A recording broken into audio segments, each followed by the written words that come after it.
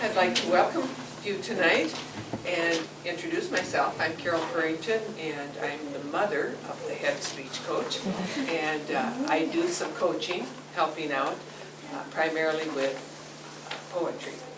So I'm glad to see so many of you here tonight, and what I'll be doing is introducing each speaker and telling a little bit about the category that speaker's in. Our first speakers, we have two of them, Joe Pashkak and Kirby Schmidt, and they're going to be doing a duo. And what a duo includes is a selection from literature that's 8 minutes long, that can have many characters in it, and just 2 characters. And they will introduce their selection so you'll know what to expect. One thing you will notice with duo is their eye contact with you will only occur during their introduction or during transitions. Otherwise, their eye contact will look straight out. They won't look at each other, except for transitions and perhaps in their intro. Now, without further ado, Joe and Kirby.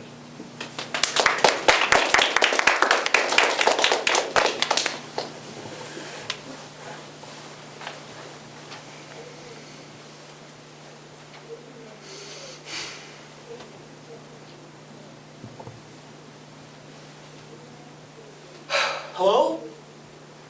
Hello?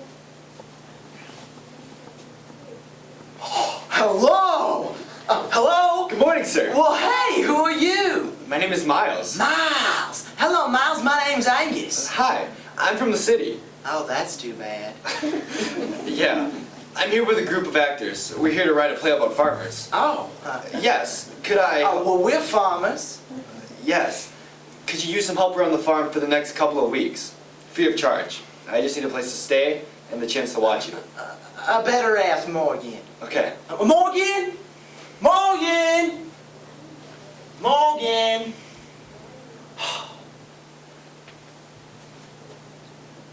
Hello? Hello, what did Morgan say? Well, hey, who are you? I'm Miles. Miles. Hello, Miles. My name's Angus. Award-winning playwright Michael Healy presents us with 3 characters. Angus, Miles, And Angus's friend, Morgan. Ever since Angus and Morgan returned from World War II, Morgan has struggled to tell his friend Angus the truth. The Drawer Boy by Michael Healy. Now, the cows are milked twice a day, milk goes to the dairy, and the dairy gives us money. So let me get this straight. You take care of cows, and then you kill them and eat them. Uh-huh. How does that make you feel? Miles, it's an emotional roller coaster. I bet. Morgan, is there something wrong with Angus? I mean, apart from his being... Simple. Yeah, I guess. Angus got knocked down in London during the bombing. But before that, why, he's just like you or me. We went over to war together and we came back together. So you've taken care of him since the end of the war? Yeah, but you see, Angus don't need much taking care of, apart from his memory loss. He won't remember 1 minute to the next. He won't remember who you are. Ever? Nope. You'll have to tell him who you are, what you're doing here, every moment. Now, I tell it to you daily, Angus. Now, just listen. Shh! Come on. Then you go to bed. Now, all right, so they met 2 girls, came back from war with an old black car, because the girls love to drive. Now, they knew what side of the road to be on. Now, one day, an old armored transport came over on their side. And now, the taller girl tried to turn her side of the car into it because she knew she couldn't miss.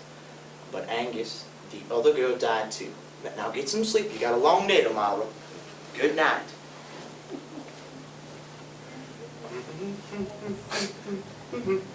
Angus.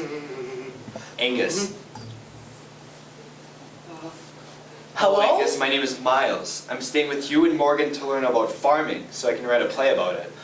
Miles. Hello, Miles. My name's Angus. Angus, tell me about your head. It hurts. Sometimes. It Well, always Angus, seems... how did you hurt it? Do you know? Well, Morgan says... There was the drawer boy. And one time the drawer boy...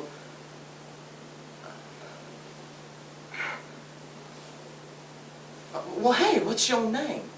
You tell me. See, I don't know. You haven't told me. Angus! Angus? Well, that's my name too! Oh, No, you're Angus, innocent. listen, your head. Angus. Did you get hit? My name is Angus. And no, I Angus, don't in know London what during you're 41.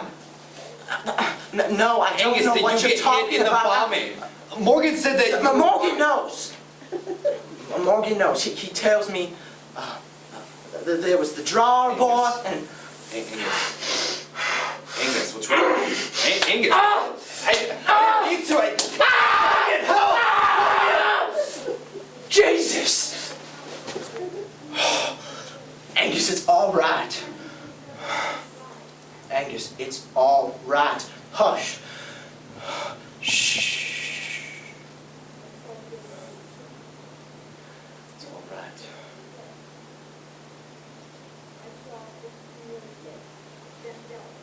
What the hell you been doing?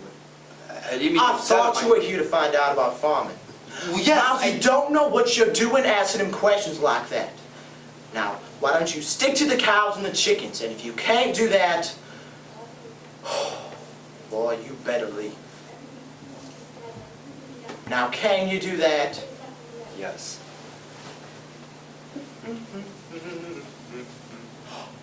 Hey! Hello, Angus, my Hey, name's... Miles! Miles, we saw you. You were in the play.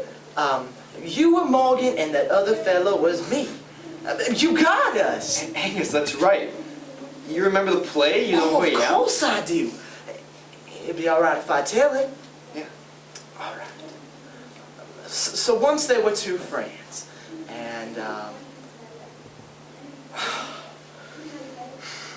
Angus, they went... they went to war together. Angus, the war started, and then Morgan talked you into volunteering with him. There you met two girls.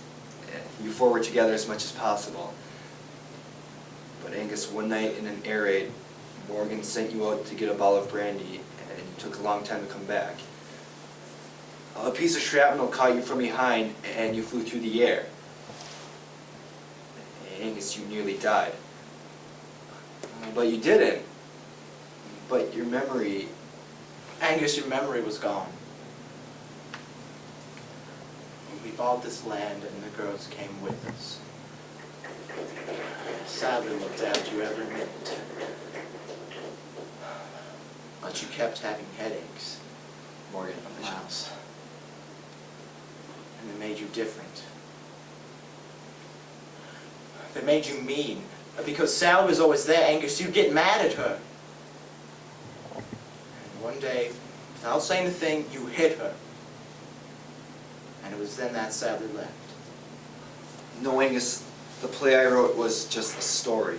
I told a lie.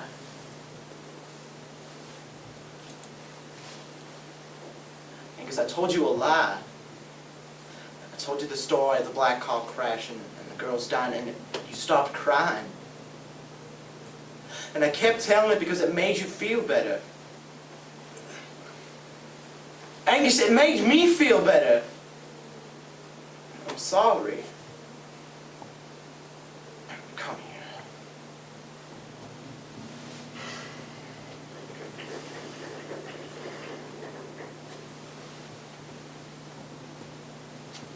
Angus, Hey. you'll remember this now. What's my name? Oh. Angus, what's my name?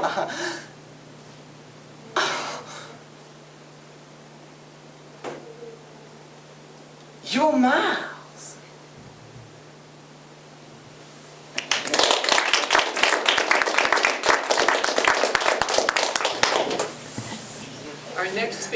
we'll be doing serious drama. And serious drama entails a selection taken from a play. And again, it's 8 minutes. It can be a monologue or it can have characters. So our next speaker is Alex McCarthy.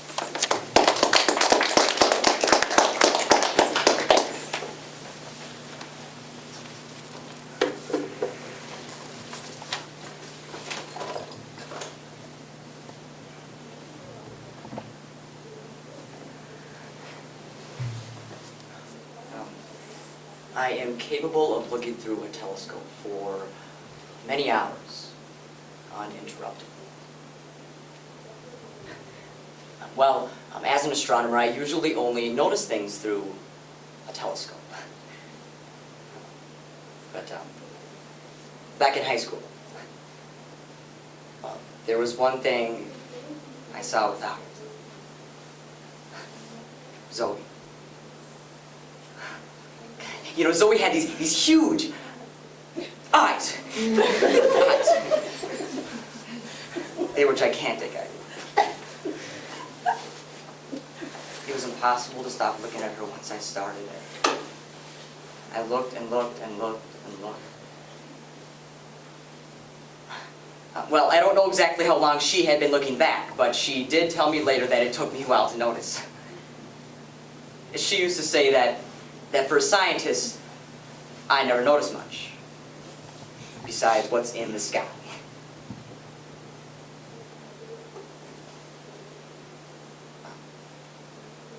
Zoe and I were married the Christmas after high school graduation. You know, sometimes Zoe would suddenly look up and tell me she loved me. I mean, she'd walk over and kiss me and just say, "I love you, Kyle."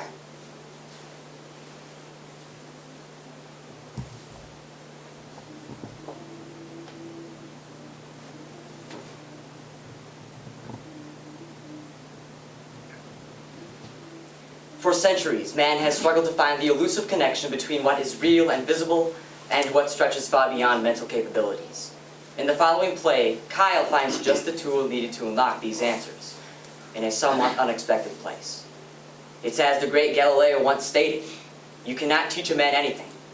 You can only help him find it in himself." Touch by Tony Press-Kaufman.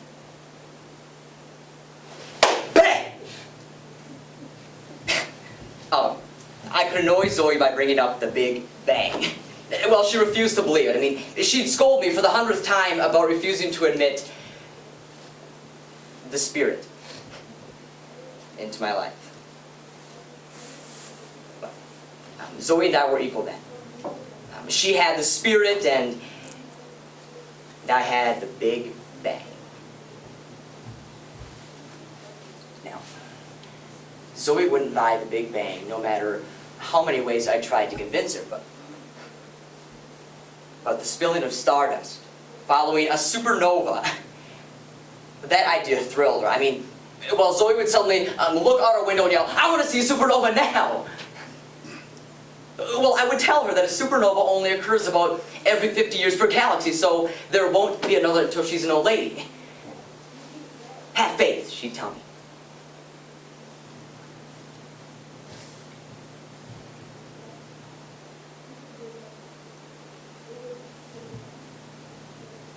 Have faith.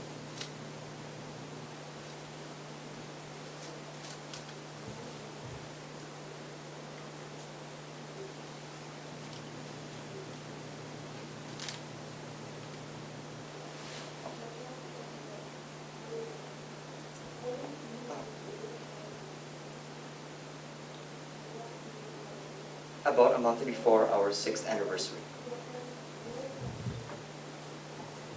Zoe and I gave Thanksgiving dinner. By 10 or so, Zoe decided to make this coffee drink she liked with triple second whipping cream. Except we had no whipping cream, so Zoe said that she'd run down to the market and get some.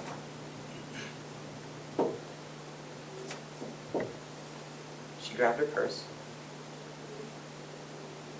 her hat, kissed me. Thank God she kissed me.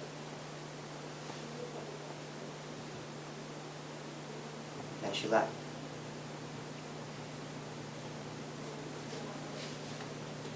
She was gone 45 minutes, and I didn't even notice. 45 minutes, which is unbelievable and unforgivable, because 45 minutes is a long time, and in that time, in that 45 minutes, I could have done something to help her. You know, later a detective asked me whom she might have, he said, split with. Who might your wife? The person you care about most in the world, the only woman you've ever loved, have split with. My wife never would have done something like that. My wife never would have done that.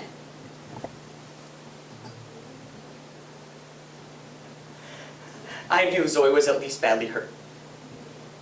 Because I knew Zoe. I knew her. I knew she was hurt, and I knew...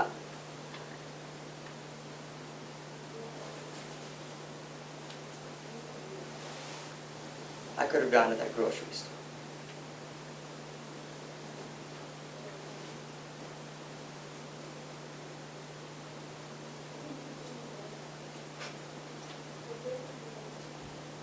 The police arrested a man for rape.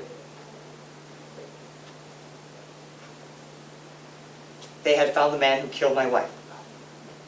But I don't like to talk about who killed Zoe. Let's talk about black holes.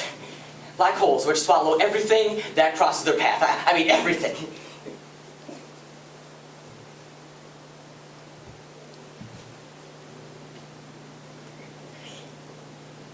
Maybe Zoe got swallowed.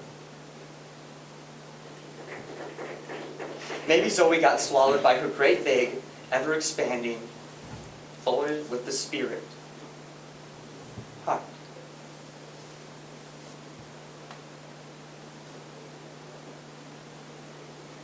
Now I pay. Now I pay with a hollowness within me that is so complete. I truly believe I know what it feels like to be dead.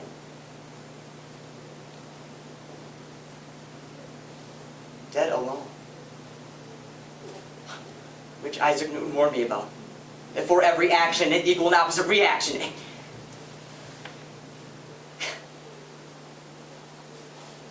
That's what Zoe meant by the Spirit.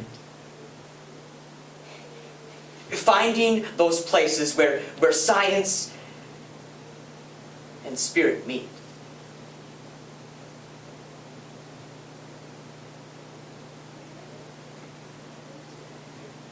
According to scientific projections, it should be 30 more years before that brilliant, most unimaginable light, supernova, blankets the sky. But the truth is, well, it could happen next year, it could happen next week, it could happen tomorrow.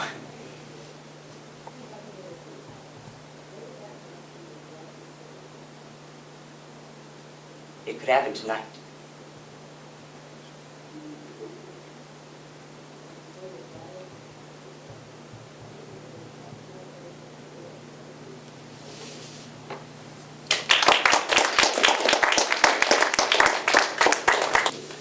Our next speaker is in the informative category, and this requires the speaker to do research on a topic of interest that we would all like to be informed about.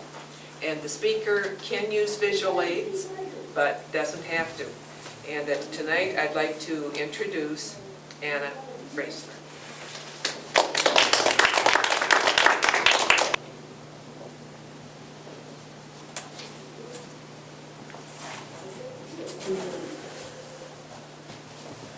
The one-legged king pigeon, the flying crow, the monkey, the firefly, the scorpion, and the wheel.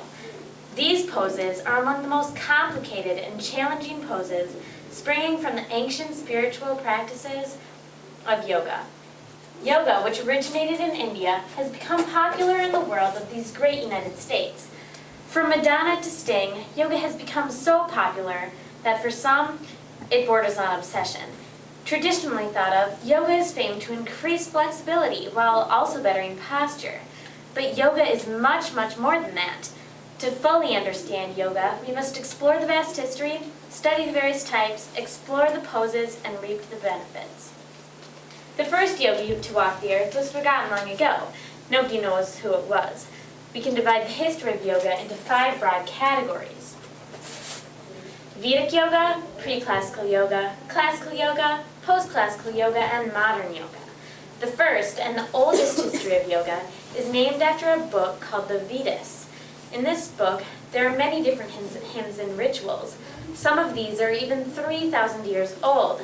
To practice these hymns and rituals, you need to be able to be very focused. They are very long.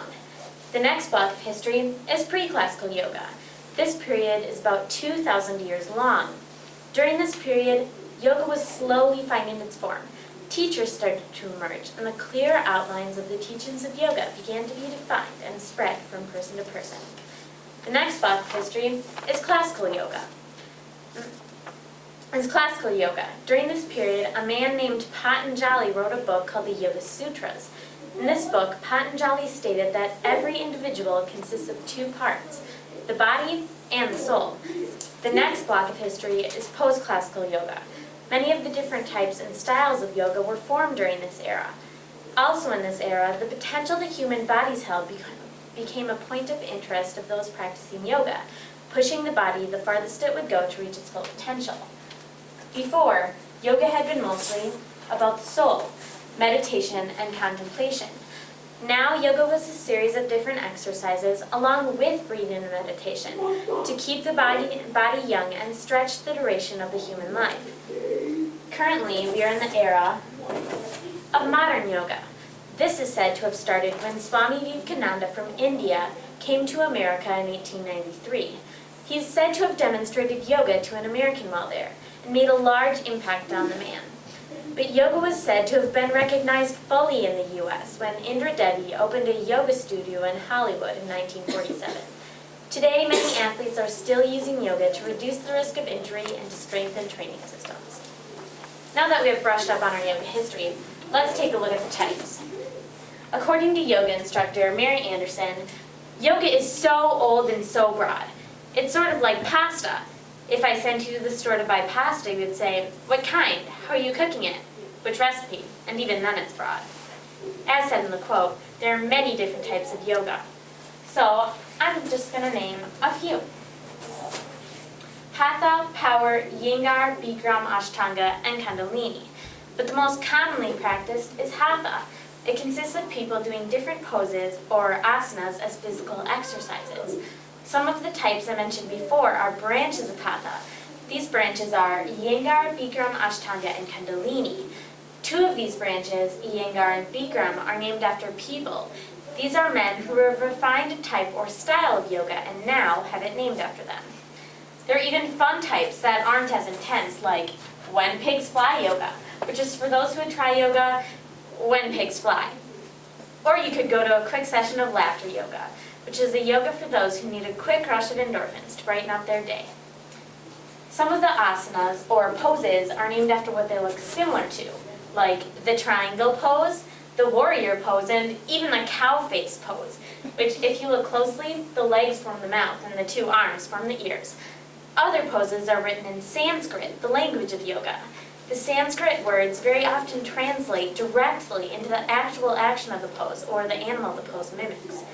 Some of these poses are Pandangasthasana, or the big toe pose, Paraprananavasana, or the full boat pose, and Bakasana, the crane pose.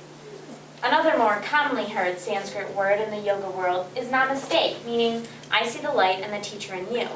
Namaste is usually said before and after a class and accompanied with your hands in a prayer-like position.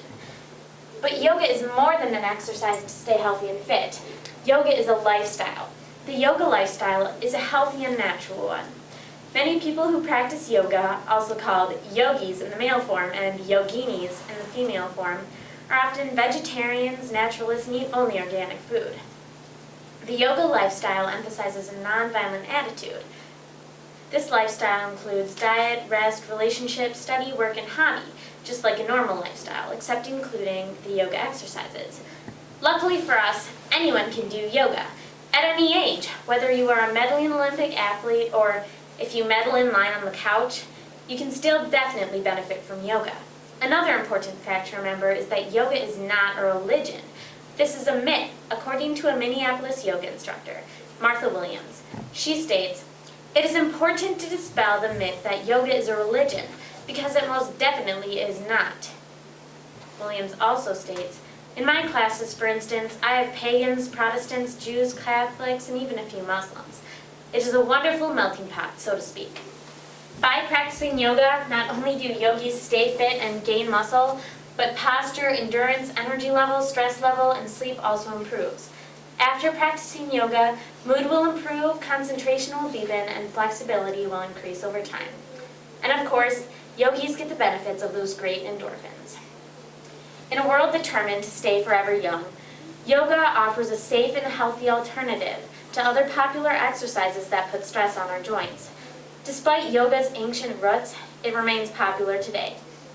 Now that we have browsed the history, gazed at the types, explored the poses, and reaped the benefits, our yoga journey is complete. However, as any good yoga class, we must conclude our look at yoga with Savasana, the relaxation pose.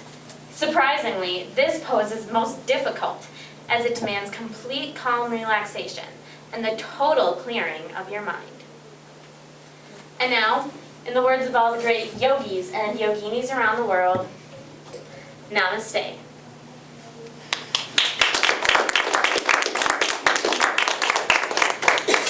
Our next speaker will be doing storytelling. Storytelling requires the speaker to read several stories that are given in a book that the high school league presents. And the student is asked to retell the stories in their own words. When they go to a tournament, they'll draw 3 titles and then they have a half hour to prepare the story that they drew. Tonight we will hear from Margaret Riesler, and she'll introduce her story.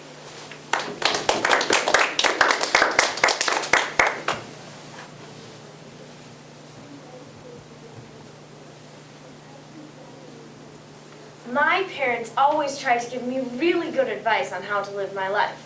Like, look both ways before you cross the street. Eat your vegetables. And keep your hands out of the garbage disposal, young lady.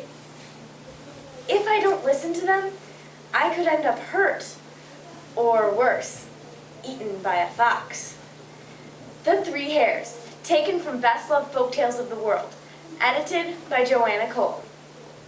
There once lived 3 little hares.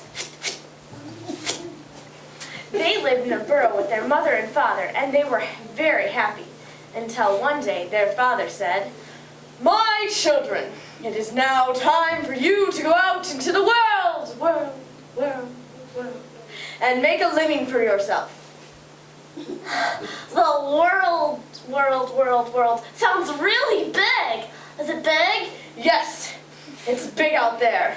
And to survive, you must dig a burrow exactly the size of this one. Dad? I was never good with numbers and measurements, and I never paid attention in geography, so it's okay if I just dig? Well, I was never good with that either. Yes, my children, it is okay as long as you dig a burrow deep enough to escape the fox. Fox. A fox? That fox is no match for me. I'm going to dig the best burrow ever! Don't get cocky, son. Just make me proud. Now go, my children. So, the 3 little hares began their new life out in the world. Oh, wow! It is big out here. It's so bright and wonderful. I can't wait. What was I supposed to do? There was something about the world, the fox, and I just can't remember. It's just too bright and wonderful and what's the word I'm looking for? Dazzling. Who are you? Let's just say I'm the fox. The fox? Oh, well, nice to... Wait. There was something I was supposed to remember about you.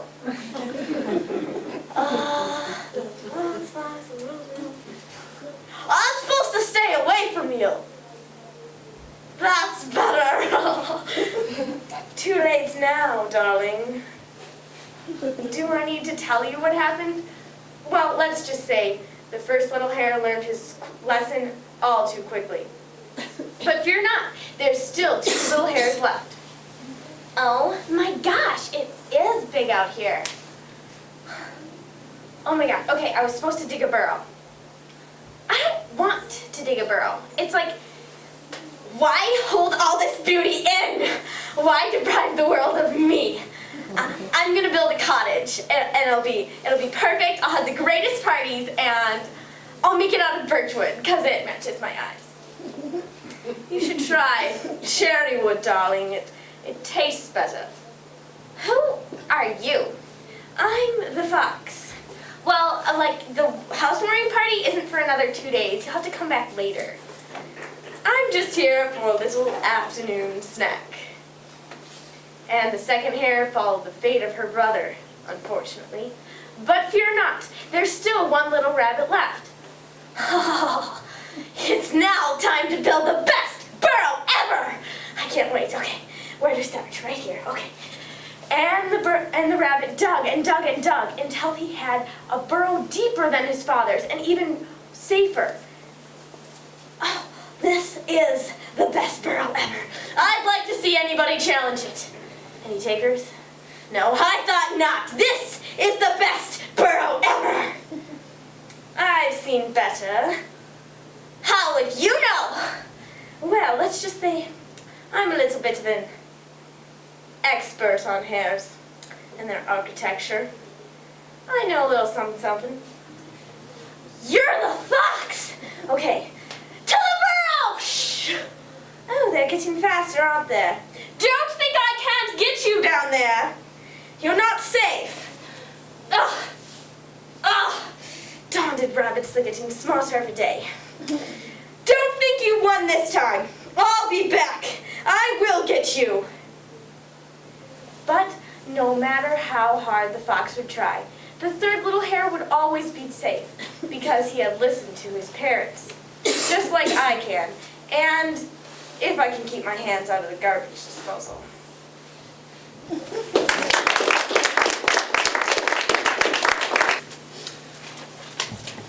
The storytelling category requires a 6-minute speech, and the others that we've listened to would be 8 minutes. Also a 6-minute speech is extemporaneous speaking, and our next speaker is required to do a lot of research about current affairs in order to prepare for the speeches that he or she might draw in a tournament. Our next speaker doing extemp speaking is Matthew Groh.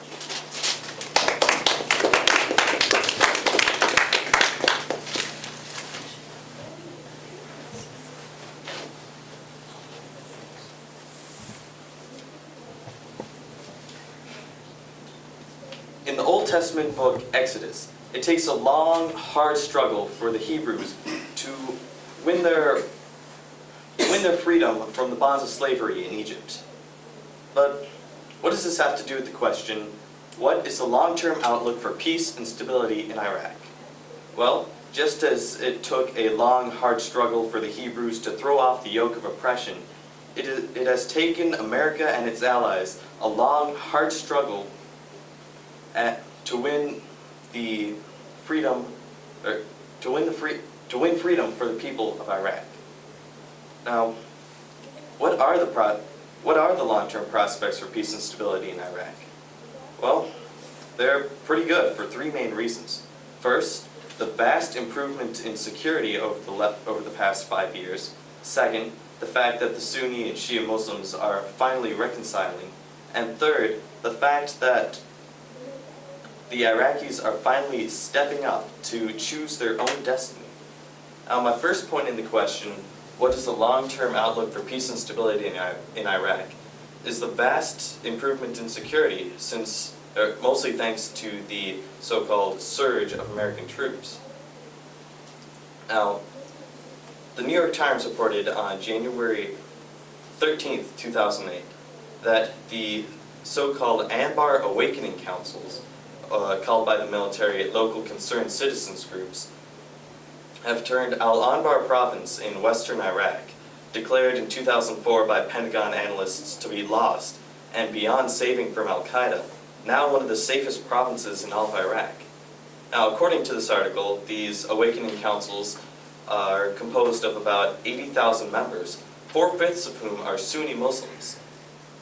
Now, if you'll remember back to 2003 when America invaded Iraq, the Sunni Muslims gave American troops a rather prickly reception.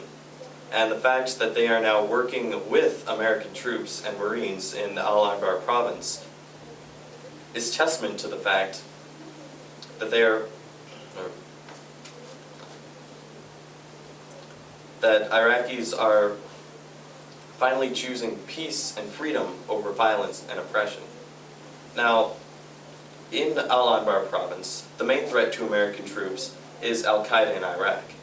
However, despite the great security gains made in Al-Anbar province, Iraq's capital of Baghdad still remains very dangerous, mainly because of the militia of Shiite firebrand cleric Muqtada al-Sadr.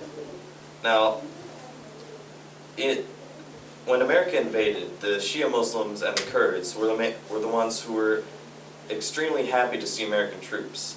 Yet, Shia cleric Muqtada al-Sadr led his followers to be anti-American, and since the beginning of last year, they were a great threat to the American troops and the Iraqi government. But according to the Christian Science Monitor, which reported on January 16, 2008, U.S. Army operations, such as the ones which put down his uprising in taking over the holy city of Najaf, and of joint American and Iraqi patrols in Baghdad, have gradually worn down the Mahdi army, known to American troops as JAM for the acronym of its Arabic name, Jaish al-Mahdi. Now, these security gains really mean nothing if nothing can be built on them. Which brings me to my second point in question: what are Iraq's long-term outlooks for peace and stability? Well, my second point is the fact that after a long, bloody year of sectarian violence, the Sunni and Shia Muslims are finally working together again. The New York Times reported on February 14, 2008, that in breaking a 6-month-old deadlock caused by sectarian rivalries in the Iraqi parliament, the Iraqi government passed 3 very important laws: the 2008 budget, the widespread amnesty for a number of Iraqis being held in their prisons without charge, and a law stating the provincial powers. Now, the fact that this deadlock, which had been going on for 6 months, was suddenly broken shows that at least the Sunni and Shia politicians are finally working together. Now, the Iraqi government as a whole is also softening its stance towards Sunni Muslims. The New York Times reported on January 8, 2008, that in breaking with its policy since being set up, the Iraqi government is now allowing low-level former members of the Saddam-era Ba'ath Party, which up until this law was passed, had been banned from any and all Iraqi government positions, no matter what position they held in the party. Even though many Iraqis were members simply out of fear for Saddam's security services. Now, the Iraqi security has improved greatly in Iraq, and the Sunni and Shia Muslims are finally working together again. But what if American troops have to stay there forever in order to ensure this? Well, thanks to my third point, the fact that the Iraqis are finally stepping up militarily, this won't happen. Now, President Bush has repeatedly said that as the Iraqis stand up, we will stand down. Now, finally, after 5 years, the Iraqis are getting to a level in being able to fight this war without American assistance. The Christian Science Monitor reported on February 16th, 2008, that the United Kingdom handed over the city of Basra, Iraq, to Iraqi police and Iraqi military forces. Now, the handover of Basra and the province of which it is the capital brings the number of Iraqi provinces under Iraqi control to 9 out of 18. Although many critics say that the British pulled out too quickly, the British commander in Basra, who, after an emotional handing over ceremony, stated that he had full confidence in the Iraqis to deal with the problems that the British were unable to deal with, mainly the Shia militias, which essentially run rampant in the streets. Now, the Iraqis are also confident in their abilities.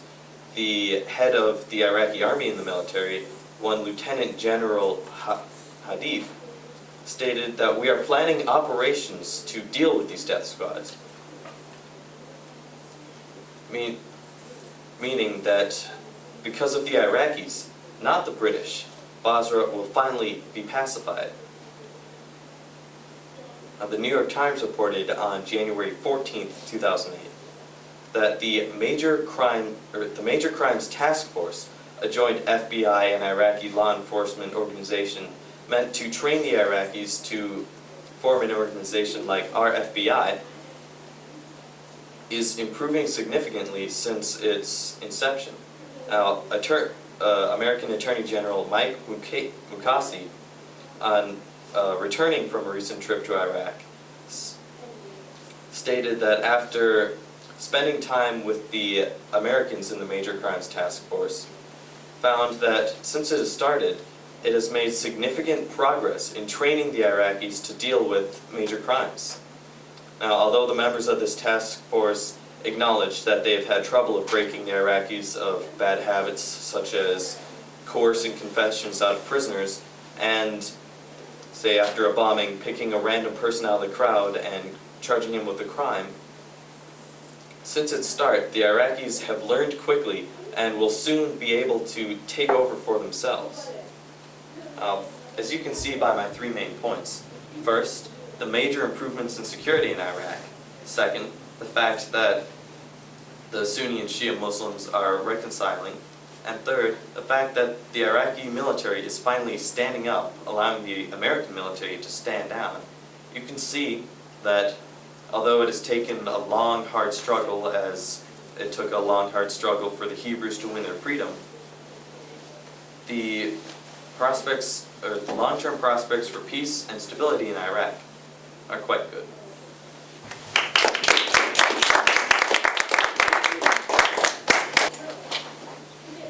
Our next speaker will be performing in the category of serious prose. And in this category, the student is required to take a cutting from a short story or from a novel and work it into a story that would be 8 minutes long. So tonight we will hear Kayla MacArthur and her serious prose.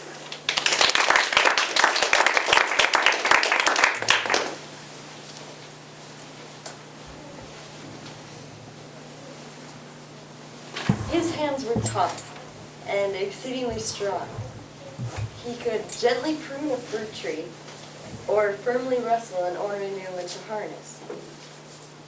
But what I remember most about those big old hands was the special warmth soaking through my shirt as he would take me by the shoulder and, hunkering down beside my ear, point out the glittering swoop of a blue hawk.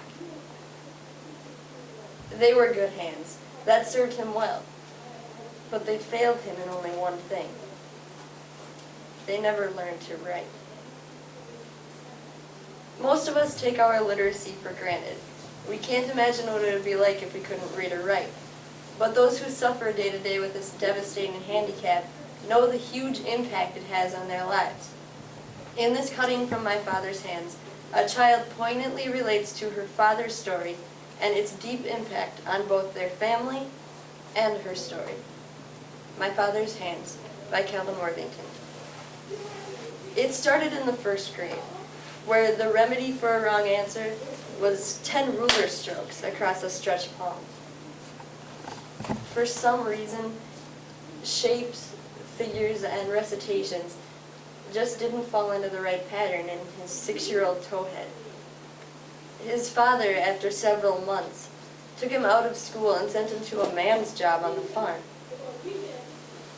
A while later, his wife with her 4th grade education would try to teach him to write. But still later, I would grasp his big fist between my small hands and awkwardly help him trace the letters of his name.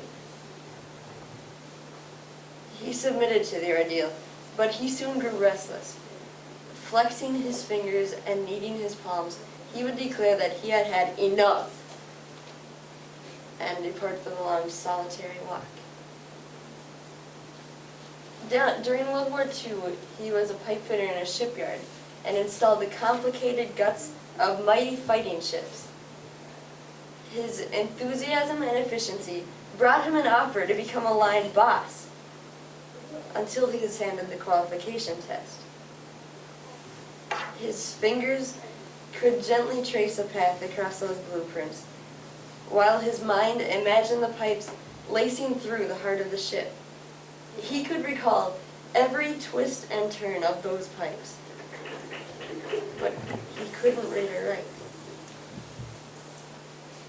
After the shipyard closed, he went out to the cotton mill where he labored at night and stole from his sleeping hours the time required to run the farm.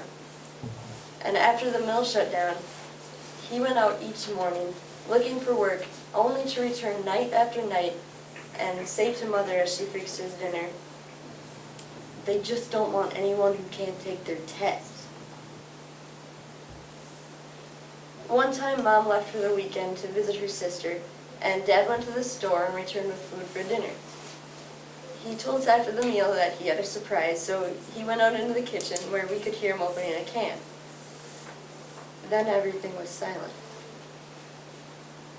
I walked to the kitchen where I saw Dad leaning before a sink with an open can in his hand. The picture looked just like a pear.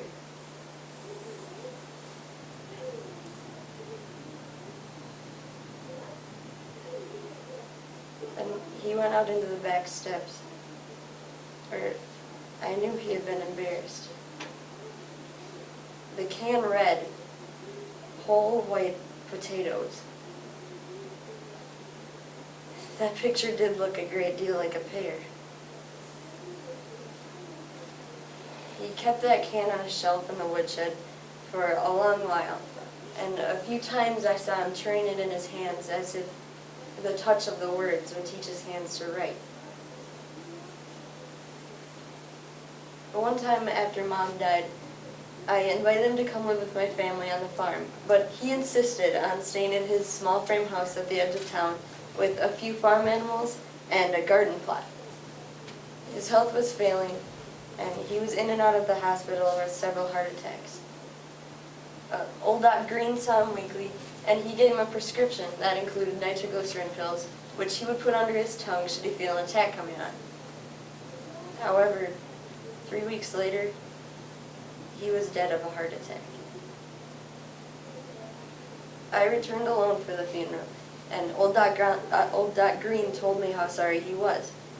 But he was bothered a bit. He had just written Dad a new prescription, and the druggist had filled it.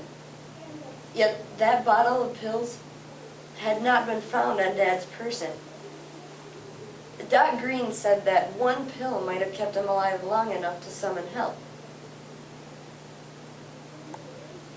An hour before the chapel service, I found myself standing near the edge of the garden plot where the neighbor had found him. In grief, I stopped to trace my hands through the path where a great man had reached the end of life.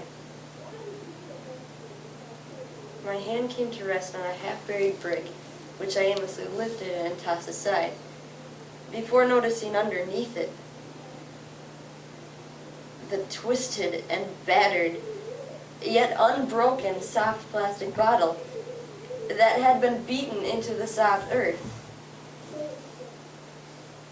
The scene of Dad struggling to open the bottle and in desperation trying to beat the bottle with the brick flashed painfully before my eyes.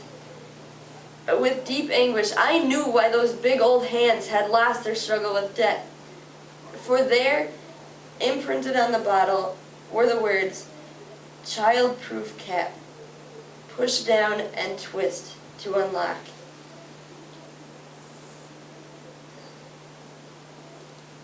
I knew it was not a purely rational act, but I went right downtown and bought Dad a leather-bound pocket dictionary and a gold pen set. I bade Dad goodbye by placing them in his big old hands, once so warm, that had lived so well, but had never learned to write.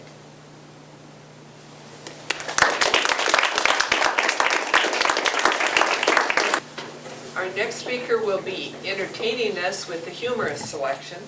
Humorous selections can come from short stories, they can come from plays, they can come from novels.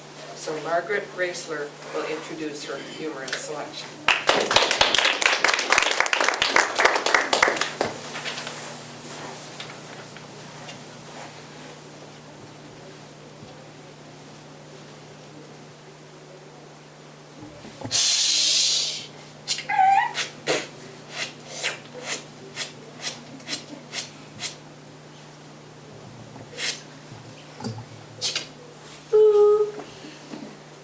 Testing. Testing. Testing. Testing! Well, it's on now.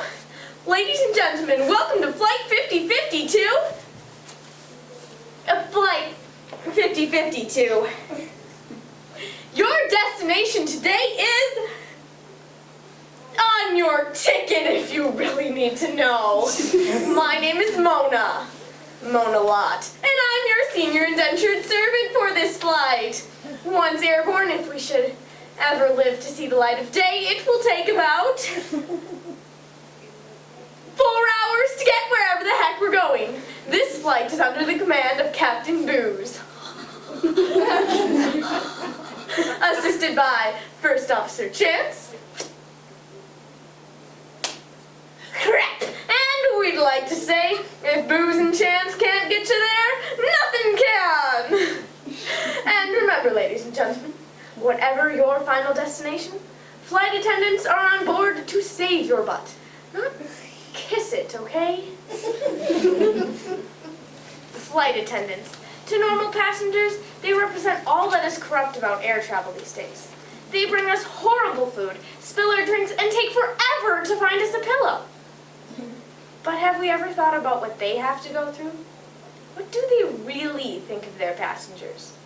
Here's the truth from behind the polyester uniform in Around the World in a Bad Mood, Confessions of a Flight Attendant by Renee Foss.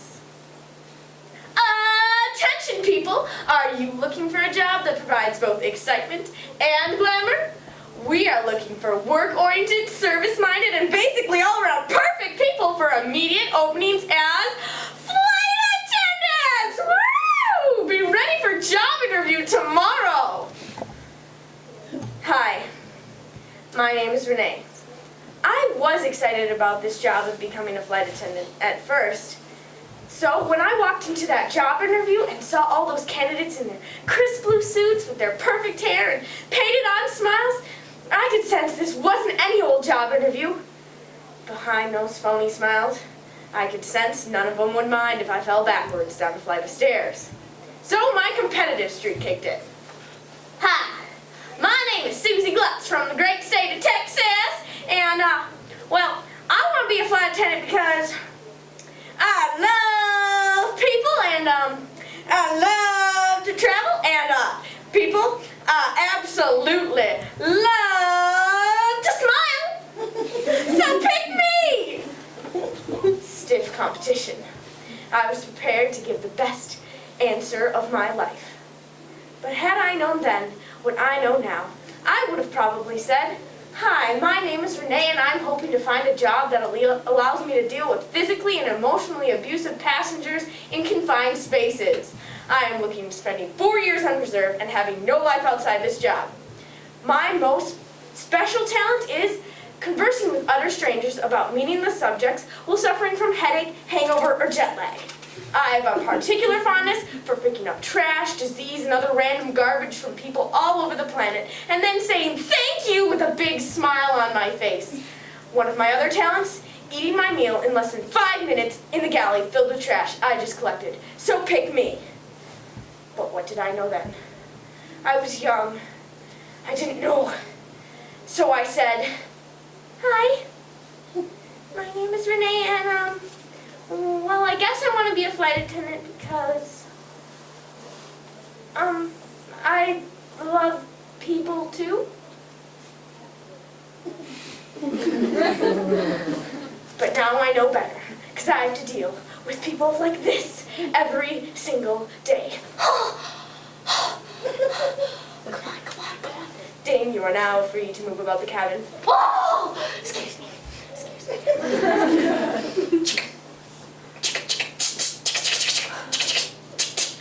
Bam! The door to the bathroom is stuck. You just have to turn the handle. It's like the one on your trailer. Besides those people, conversing with passengers can lead to in-depth conversations regarding important issues such as global warming, world peace, and the economics of underdeveloped nations. Sometimes it can lead to discussions about major life decisions, such as what type of light snack a passenger might enjoy on a particular day.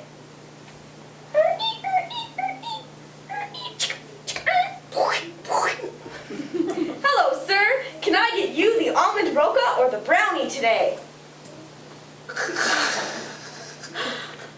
What? Sir, can I get you the almond roca or the brownie today? You said brownie. That is a funny word. Would you like one? What? Can I get you the almond roca or the brownie today? A brownie, I guess, because it's a funny word. Enjoy! Hello, ma'am. Can I get you the almond roca or the brownie today? My husband and I were separated! Well, ma'am, nothing lasts forever? No, I mean we were not seated together. We purchased our tickets 6 months ago and we were promised 2 seats together. You have to do something about this right now. There's this fat guy next to me snoring and I don't know him and my husband's in row 18 and you have to do something about this right now. Well, ma'am, I can see if someone will switch seats with you after I finish passing out the snacks, okay? What? No, you're going to do something about this right now, young lady, right now. Do you hear me? Do you know who I am? Do you know who I am? Well, do you? Okay. Boop. Attention, ladies and gentlemen. We have a passenger on board who does not seem to know who she is. If anyone can identify her, please ring the flight attendant call button now. Hello, sir. Can I get you the almond roca or the brownie today, please? Oh, don't worry, miss. I know exactly what I want. Good. And that would be, I'll have the, yes, almond brownie. I'll be right back.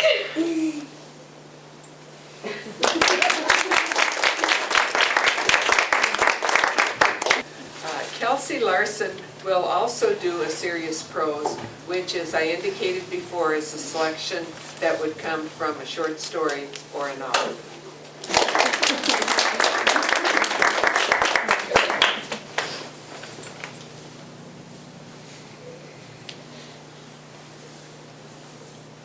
This black eye I had once, like a clown's eye painted on. Both my eyes were bruised and ugly, but the right eye was swollen, almost shut. Sometimes, now I see myself in a mirror. I see a blurred face I don't recognize, and I see that eye. This weird thing that happened to me. Weird. I've never told anyone who knows me now. No need to drag up the past. I never do. So, it's like it never happened. Or, if it did happen, it happened to someone else. A silly little girl who wore tank tops and jeans. That girl?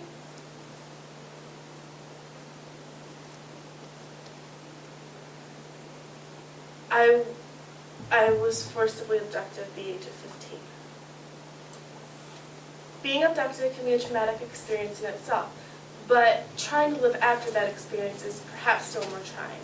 Years after being abducted, abused, and raped, a woman revisits her past to try to heal the bruises that remain and to try to finally understand herself as The Girl with the Black and Dye by Joyce Carol Oates. I'd come home to the mall after school with some kids.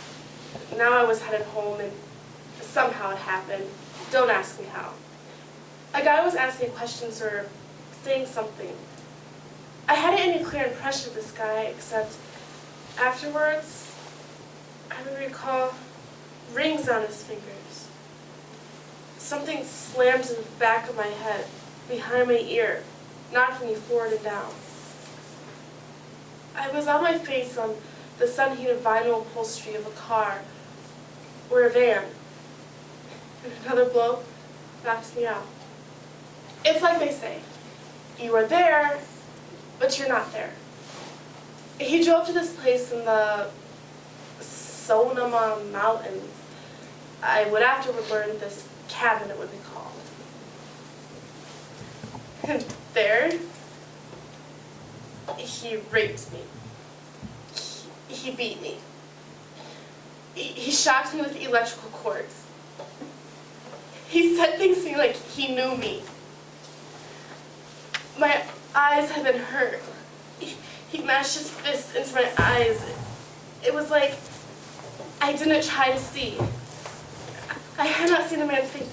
Actually, I had felt him, but I had not seen him. I could not have identified him any more than you can identify yourself if you have never seen yourself in a mirror. Why he brought me food and water, why he decided to let me live, would never be clear. I mean, the others he killed after a few days, they would stay on him, you have to suppose. He wanted me with him all the time now. Maybe I was his trophy, the only female in his abducting, raping, killing spree of a estimated 7 months could publicly display. Or maybe I was meant to signal to the world, if the world glanced through the windshield of his car, his daughter, a sign of, what? Hey, I'm normal. I'm a nice guy. See? Through acres of parking lots we cruise like sharks seeking prey. I was aware of people glancing through the windshield of his car, just by accident seeing me or maybe not seeing me. Yet, either seeing me turned away. It did not occur to me at the time that there must be a search for me. My face in the papers and on TV. I stopped thinking of that other world.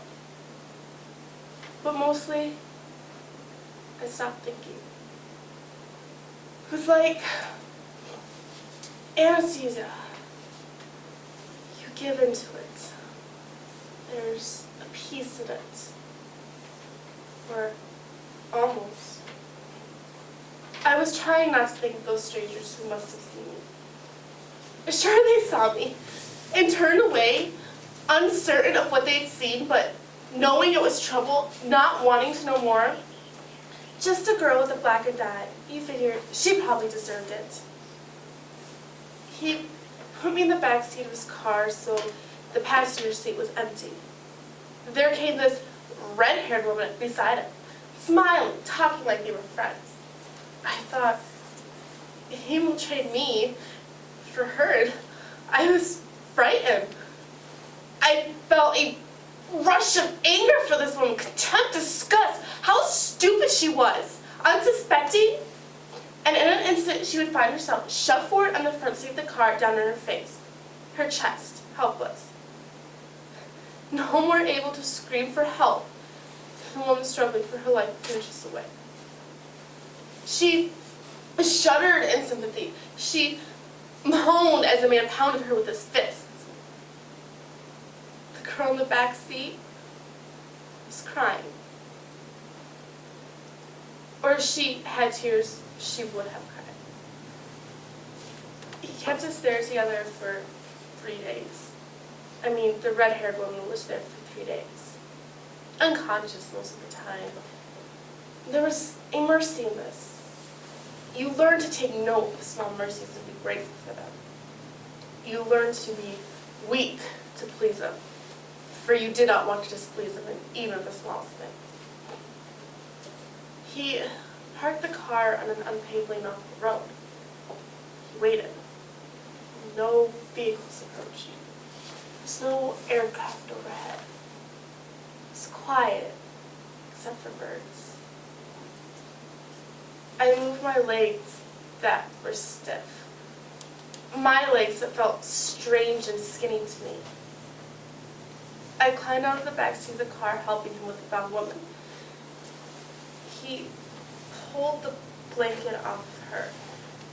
Her discolored, swollen face.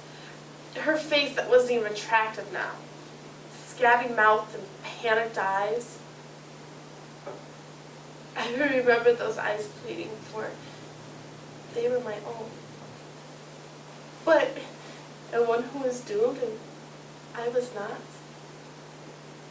Maybe it was a test.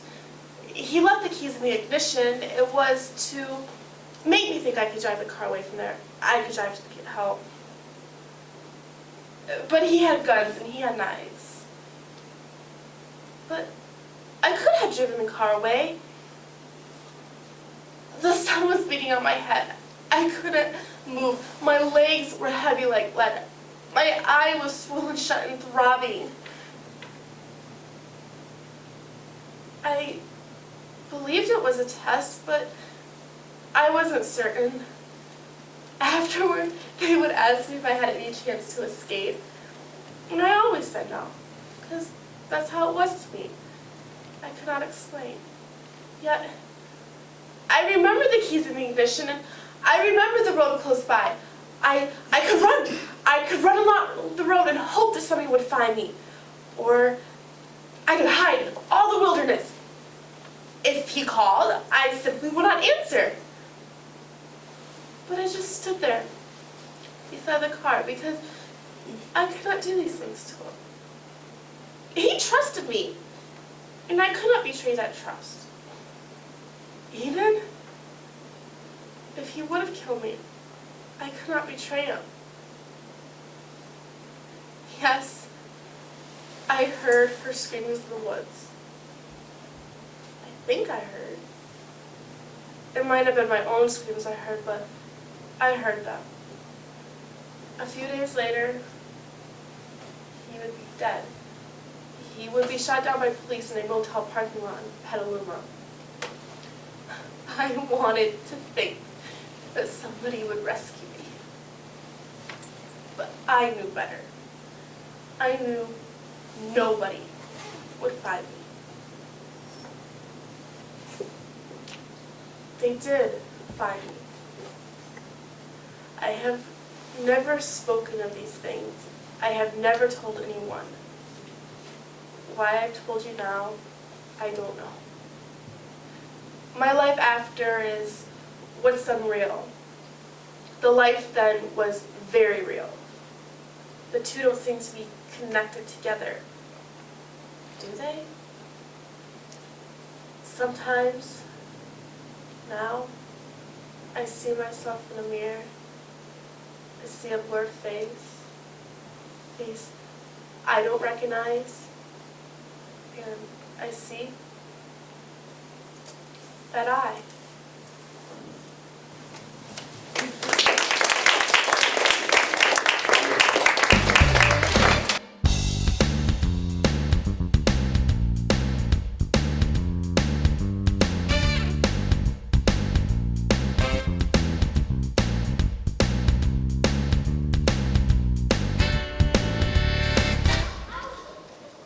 Good evening, and welcome to Speech Spotlight 2008.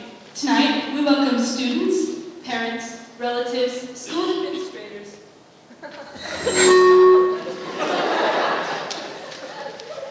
and community members to this special showcase event of the Marshall High School speech team. My name is Andrea Vandenbrooke, and I am a junior on our team and co-MC for tonight's event. And my name is Tresia Garvey, and I am also a junior on the team. Tonight's show promises to be a full hour of 6 entertaining, energetic, and enlightening speeches from 5 of our 13 activities, 13 categories. That's right. We don't have time this evening to showcase all 13 categories, so you won't be seeing speeches from informative speaking, serious drama, discussion, extemporaneous speaking, serious prose, great speeches, serious poetry, or extemporaneous reading. But we will be showcasing the exciting categories of humorous interpretation, original oratory, storytelling, dual interpretation, and creative expression. At this time, we'd like to take a moment to recognize a few very special guests tonight. Our spotlight speakers each invited a teacher who they feel has made a special impact on their lives. Will the following teachers please stand to be recognized? Ms. Nona Gutman, invited by Alex MacArthur and I.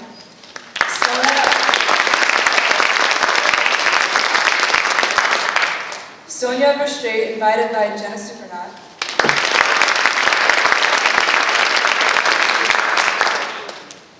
Robert Walker, invited by Kim Homan.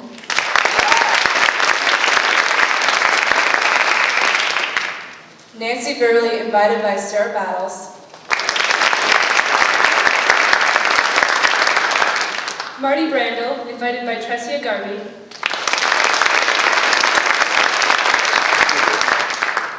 Pam Fair Hansen, invited by Kayla Wisher.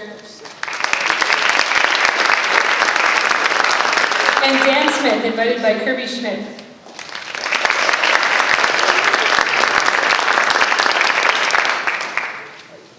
Thank you, teachers, for all you do. Now, let's begin Speech Spotlight. To help make this a great event, please turn off all cell phones. Thank you. Let's begin tonight on the funny side. Joe Paskatch is a junior on the speech team and will be performing his humorous interpretation. Joe says he loves being a part of the speech team because he likes to compete against other people who are passionate like he is. Ladies and gentlemen, Joe Paskatch.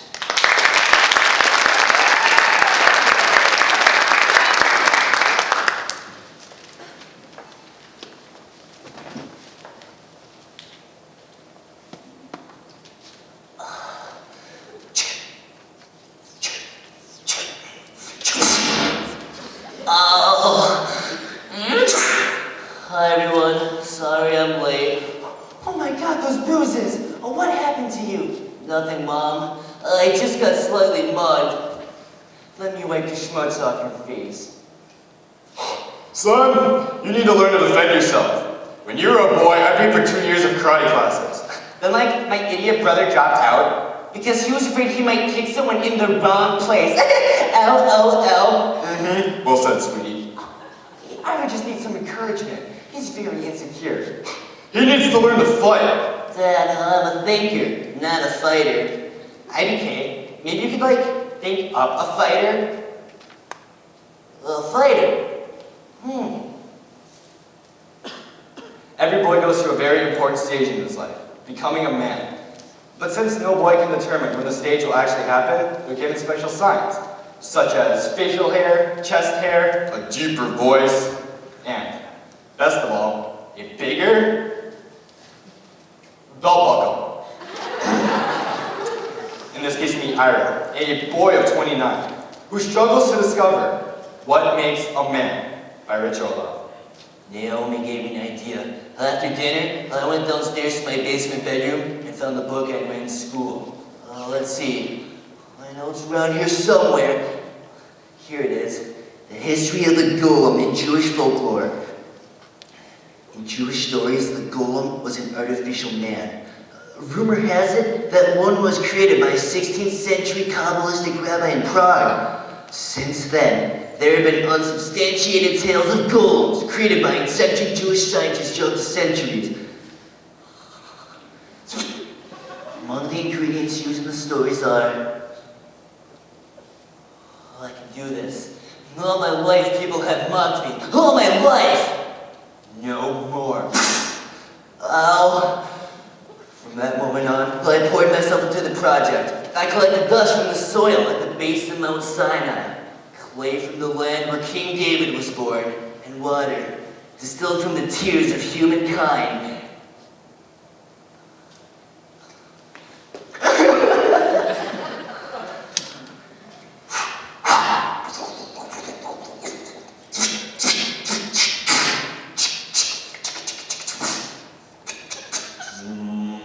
Clear. Clear. Then live. Ma, I've invited someone to dinner. Have you made enough food? Come on up, Manny.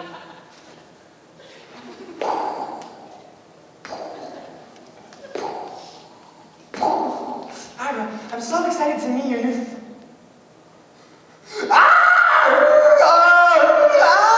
Everyone, this is Manny. Manny, this is my family.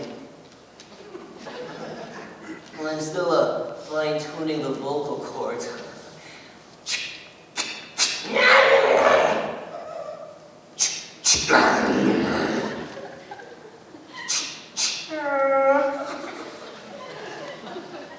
OMG, when is he? He's my golem, and he'll protect me. Maybe now I'll get some respect. This is what you've been wasting all of your time on instead of schoolwork? He looks like Gumby. Respect didn't feel quite like I imagined it would be. But with Manny by my side, life was different. I finally stood up to guys who teased me. Yeah, 1, 2. Hey look, it's Ira the nerd. Shut up, Freeman. Oh yeah? And who's gonna make me? Get him, Manny. Yeah, what? Take that. You still think I'm a nerd, Freeman? What? Oh. I even walk through bad neighborhoods. After dark. Hey everyone, I'm a middle-class white guy. Anybody got a problem with that? Chicka chicka. I even got the courage to stand up to my own mother. But Mom, I hate canned peas. But Ira, I am canned them all by myself.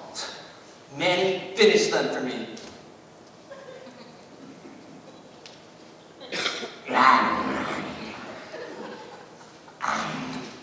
Mark, what a good appetite he has. Ira, will you take the garbage out? Manny, take the garbage out for me.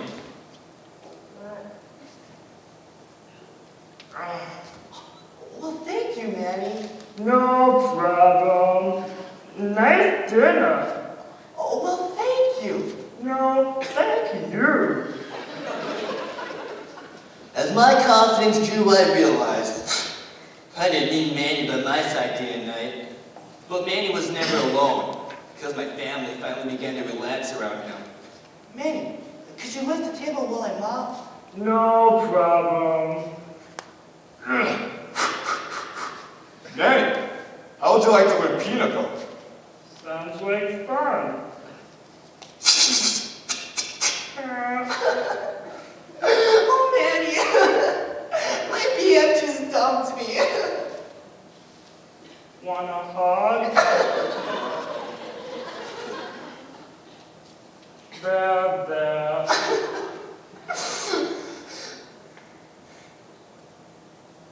Oh, Manny, you have nice pets.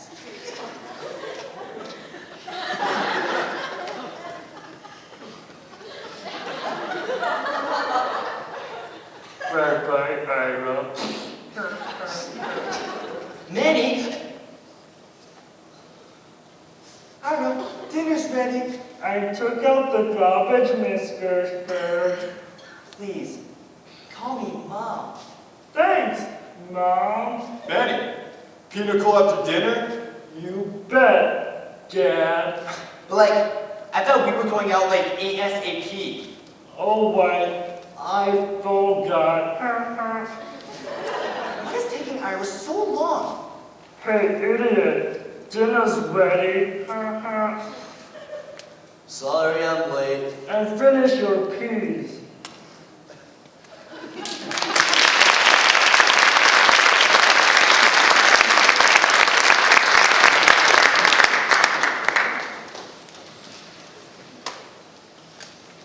Thank you, Joe.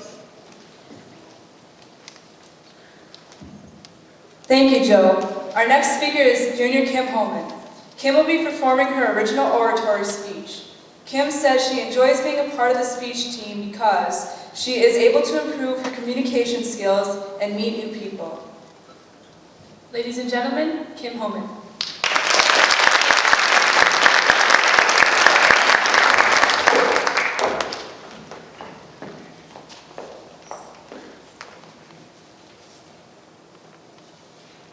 Bernie Bruner, the hottest hunk from 7th grade. I wrote him a note and it said, I think you're cute. Will you go to the dance with me? Check yes? No. Or maybe. Love Kim. No. Love Kimmy. I showed it to my best friend Diane. She read it, laughed, and then immediately asked Bernie Bruner, the love of my life, to go to the dance with her. I wrote Diane a note. Bernie belongs to me. Die, Diane. In situations like this, most of us would say, calm down, Kimmy. You're just making a mountain out of a molehill. This common cliche asks our society to not blow minor indiscretions out of proportion, like a junior high love triangle. However, our society has the opposite problem. It seems we are blowing things under proportion. Now, while minor indiscretions may seem to be just that, minor, we need to realize that our little molehills are becoming mountains. And herein lies the problem. We've become a society that tolerates seemingly minor indiscretions without recognizing their potential habit-forming impact. First, let's examine where our molehills have become mountains because we've blown things under proportion. We swear once, and we give ourselves permission to swear again. We don't wear a seatbelt on that quick trip to the store, and we tolerate the beltless trip the next time, too. By tolerating our minor indiscretions, we are creating mountains of problems. And there's no better place to find these mountains than in our local landfills. The Container Recycling Institute states that only 14% of all plastic bottles sold in the U.S. are recycled. Now, one plastic bottle may not seem like that much of a difference, but it takes that one bottle 1,000 years to decompose. Talk about creating a mountain with a plastic peak. John Tower, a psychology professor from the University of St. Thomas, says blowing things under proportion can become a habit. We do it once, we don't see a harmful impact, and so we do it again. And we do it again, and we do it again. And that is how our little molehills are becoming mountains. Remember Mark Twain's words. Bad habits are like a comfortable bed, easy to get into, but hard to get out of. And in school, we've all seen the molehills. We tolerate swearing in the hallways, and the language gets worse. We copy a friend's worksheet, and then we give ourselves permission to plagiarize. We're late for class today, and tomorrow we're late for work, as proven in a study titled Connecting Education and Careers, published in 2000. In fact, the country of Peru demonstrates the danger of tolerating tardiness. Each Peruvian will be late an average total of 107 hours a year. The lack of Peruvian punctuality is costing their country $5 billion each year in lost production. It has reached the point that Peru's president, Alan Garcia, has started a campaign to promote punctuality. This is proof that once again, a minor molehill, being occasionally tardy, can become a habit and can become an entire country's mountain. It was political philosopher Niccolo Machiavelli who warned us, tardiness often robs us opportunity. We must realize that our minor indiscretions, when tolerated, become harmful habits. And it seems like our molehills are everywhere. According to the Minnesota Department of Public Traffic Safety, we may think a few miles over the speed limit is just a minor indiscretion, but just driving 6 miles over the limit can quadruple the chance of being in a fatal accident. Speed kills. We know this, and yet we still do it. Likewise, not wearing a seatbelt can kill. Yet for too many, the seatbelt just isn't a habit. In April of last year, New Jersey Governor John Corzine was thrown from the front seat of his SUV into the back seat, suffering many broken bones. Why was Corzine thrown around inside his vehicle? Simple. He wasn't wearing his seatbelt. Wearing his seatbelt was not his habit, says Scott Keish, the former driver of Governor John Corzine, in an interview with Newsday. When Governor Corzine's molehill became a mountain, serious injuries resulted. So we throw away plastic bottles, we're tardy, we swear occasionally, and too often we don't wear our seatbelts. The molehills are everywhere and they're multiplying. Granted, none of us throw away our plastic bottles because we want to hurt our environment, so then why do we do it? Dr. Ian Glennon, who is school psychology at Griffith University, states people do things they shouldn't do when they are given the opportunity. Our society creates this opportunity by tolerating minor molehills. In short, we are blowing things under proportion. We need to change our mindset. We have the power to recognize how our seemingly minor indiscretions are becoming habits that are harmful. I regularly threw away my plastic bottles. I did not think it was worth the effort to search or ask if there was a recycling bin nearby. But it is worth it, even when I want to say to myself, okay, Kimmy, just this one time you can speed, or just this once you can be a little late to class. I know I shouldn't do it because research proves it can become a habit. If I'm late today, I'll probably be late tomorrow. But just as one can multiply the mountain, one can also help reduce its size. Be conscious of your minor indiscretions and recognize the potential habit-forming impact. Scott Keish, the former driver of Governor John Corzine, had grown tired of constantly telling the governor to buckle up. So in Scott Keish's words, I gave up early on.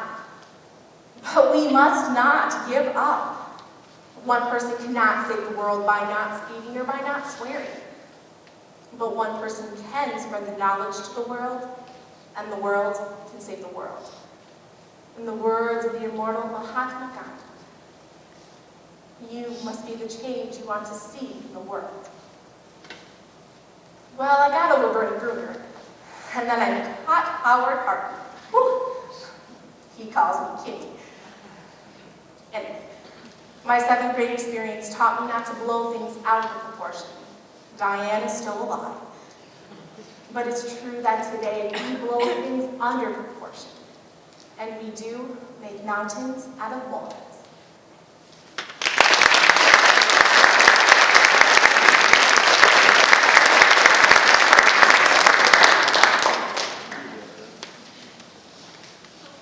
Thank you, Kim. Our next speaker is senior Kayla Wisher. Kayla has selected one of her favorite stories from her storytelling book to share with us tonight. Kayla says she enjoys being a part of the speech team because it's the only activity where one can be completely insane and still be completely normal. Ladies and gentlemen, Kayla Wisher.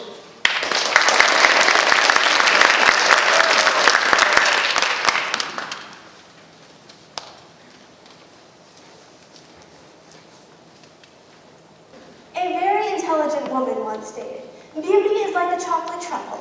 The best part is on the inside." Okay, so it was my mom, but she had a really good point. She was trying to teach me that sometimes you have to look past the clothes and the hair, and well, sometimes even the spikes, to see the real person on the inside. Prince Hedgehog, taken from the book Best Loved Folktales of the World, edited by Joey Nicole. Not too long ago, there was a king and a queen who had only one wish. Well, if I had a little boy, I would make him the smartest little boy in all the land, and he'd grow up, and he would take over, and he would make a wonderful king. Well, if I could just have a son, well, he could grow up and take over for me, and I could retire. Hunting and fishing, that'd be the life. This king and queen wished and wished and wished, until one day, out popped a little hedgehog. Well, doctor, what seems to be the problem?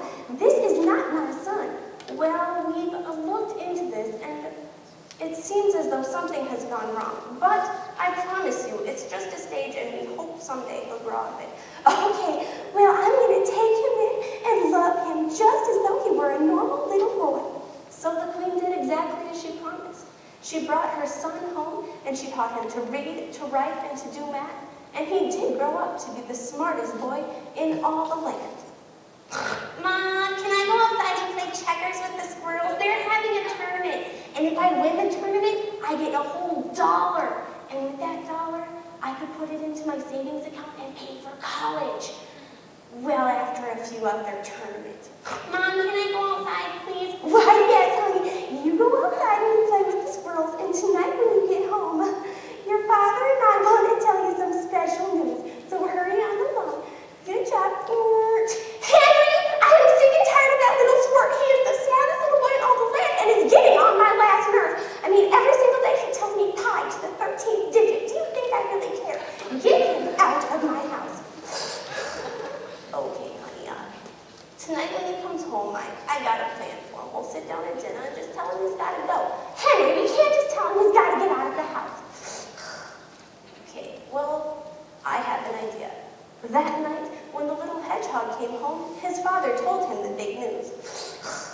Son, it's time that you go out and be the prince of the forest. Dad, what's the prince of the forest? I've never heard of that one before. Well, son, you're going to go out and you're going to make sure the trees grow properly, and you're going to make sure the animals don't fight too much. How's that sound? Well, Dad, honestly, I think if 2 lions get in a fight, I'm not going to be able to stop them. But I suppose, so that night, the little hedgehog went out into the forest, and with him he could take 1 chicken and 1 pig, just to keep him company. He went out, he sat on the log, and it took him all of 5 minutes to become completely bored. Well, the trees seem to be growing okay, and I haven't seen an animal besides my chicken or my pig. I have an idea. I bet I could clone them, and I could make a new species. And oh man, I could make so much money. So he did exactly that. For the next 7 years, he cloned his pig and his chicken until he went home to show his mom what he had done. Mom, who's that? Oh, why? You came home. Yeah, Mom, I made it 7 years. I bet you never thought that would happen. Well, no, actually, we thought you would get me. Well, come on inside. We're going to have another family meeting tonight. How does that sound? Well, I didn't like the way the last one went, but I'd come up with something on my own. That night, the little hedgehog went in and told his parents that he had decided to find a wife.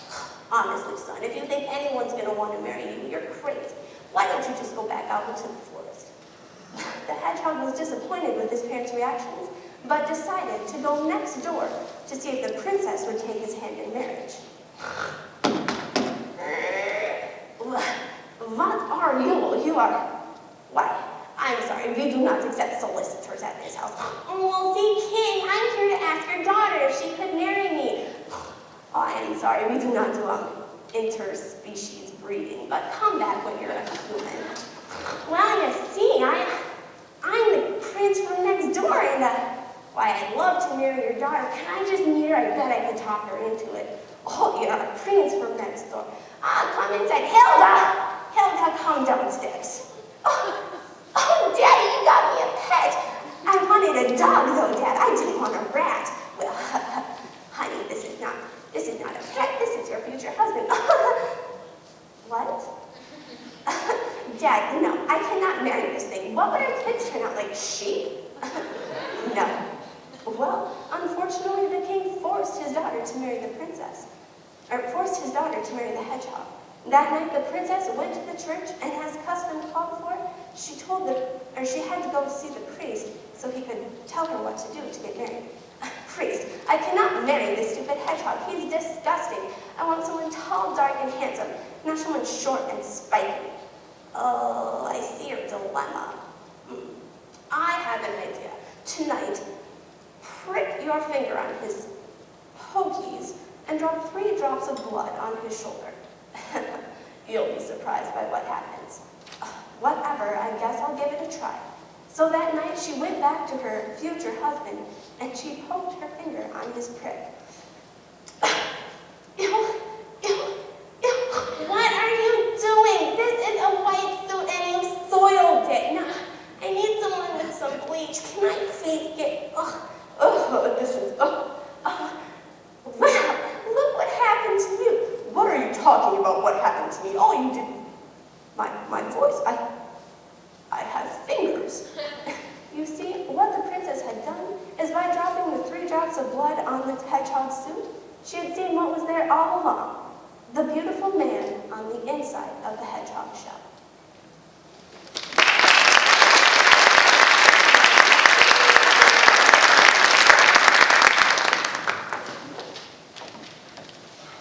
Thank you, Kayla. Next, we have 2 speakers performing at once. 2 of our team captains, Junior Jenna Supernaut and Senior Alex MacArthur, together will be performing their dual interpretation. Jenna loves speech because of its opportunities to build character and ethic. Alex, meanwhile, says he loves speech because it allows him opportunity to express himself for a legitimate reason. Ladies and gentlemen, Jenna Supernaut and Alex MacArthur.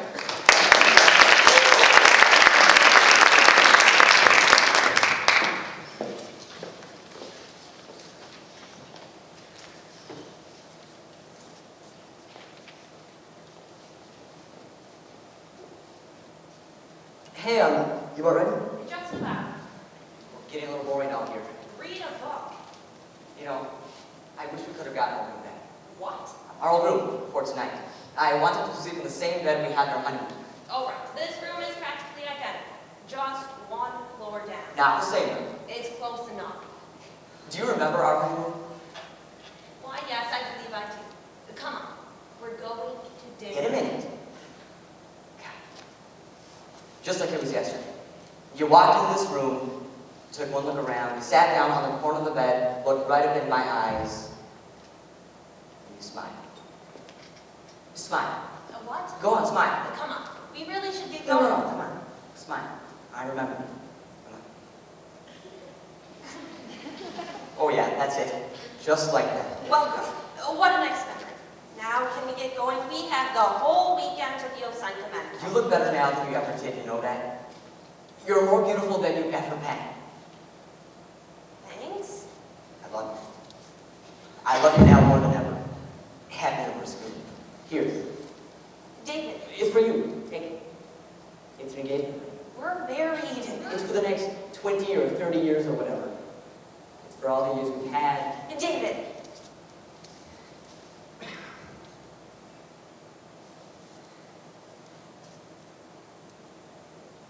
I want a divorce. Everybody wants the perfect life. Perfect house. The perfect job. Perfect suburb. The perfect marriage. David thinks their life is perfect. While Carolyn has come to realize that they are not leading the perfect life. It only takes one person to want a divorce. So how do you tell the person that is still perfectly in love with you? That you wish to never see them again. Riches. By Lee Blessing. How long have you wanted a divorce? I don't know. They're not long. A week. A week. What happened a week ago? I read an article. An article about what? You'll think I'm being silly. I won't think you're being silly. Outer space. Outer space. You see, it's... Oh, no, outer space, that's not silly. Go on. Well, it was about this new telescope they put up there. You know, the one that's orbiting in outer space? All right. Well, the telescope is above the atmosphere. So, it sees the universe more clearly, I guess. And this made you want a divorce? When I read that, I felt like it was me being described. That's it? That's the whole thing? I knew you'd think it was silly. It's not silly. It's ridiculous. You're Carolyn Rich. You're married to David Rich. Remember, we're the Riches. We live in a nice suburb. You think it's nice? It is nice. Read the crime statistics. Look at the neighbors. No one leaves a marriage this way.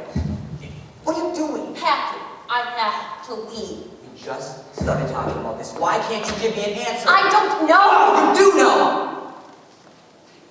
You just won't tell me. You're not leaving until I say so. Not until I know why. You've given me a lot of sci-fi crap, but you haven't found a single thing wrong with me, have you? Have you, Carolyn?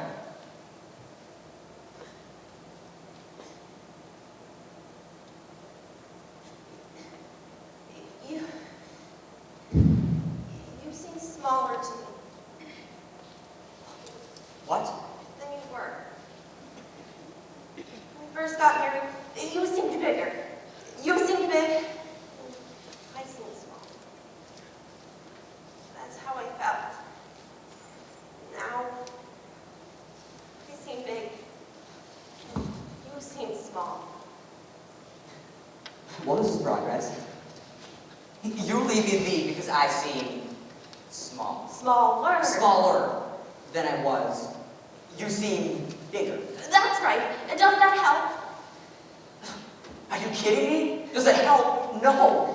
It just means when we got married, when anybody gets married, they seem larger than they really are because of all the possibilities they have to find out about each other. As the years go by, the possibilities get found out. And?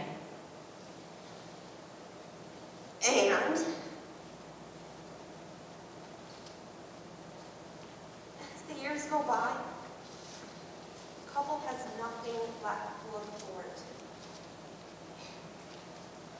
You've explored me. Yes. You do not know me. I know what you'll do if I get sick. I know what you'll be like if you have a great day at work. I know how you eat a hamburger. How do we eat hamburger? You go all the way around. You just keep going around until there's nothing left. That's how you see it. That's marriage.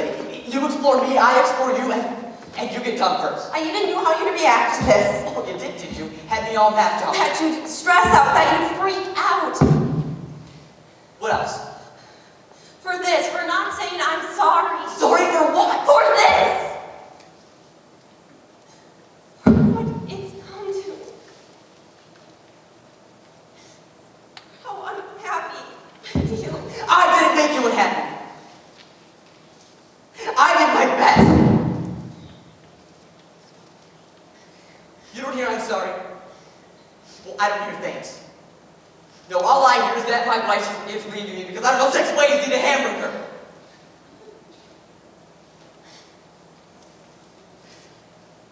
Is this the part of me you've already explored? Didn't know I was capable of getting so angry. What? Hit me. If I'm the one you're mad at, hit me. No. Why not? I want you to. I can't. I know. Kiss me. I thought you wanted me to hit you. Hit me or kiss me. I'll take either I one. don't feel like kissing you. Don't you need to? No, I don't need to. I do. I need a great big kiss that says, honey, I will do whatever it takes to help you stay alive. Including break up this marriage. So want to kiss me? No. I didn't think so. Nobody explores the other person all alone. You only get in where they let you in. I never meant there was more of you to find. Only meant I was tired of trying to find it alone. Carolyn, you're my wife. You're worth fighting for. If there's a way I can be that's better for you, I'll learn it. I'll be in I'm not your big ad campaign at work. Analyze the problem, arrange all the elements, reach a solution. Carolyn, I'm not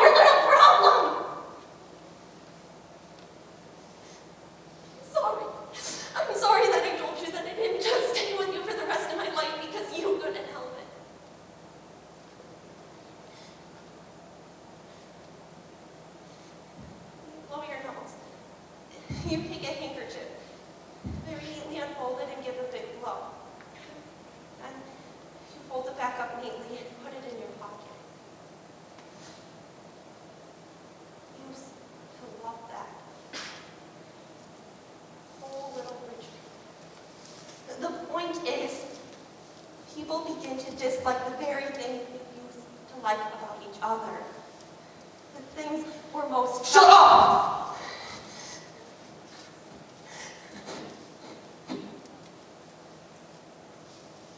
Why didn't you... You're trying to leave. I have to No. leave. Please let me go. No! I love you.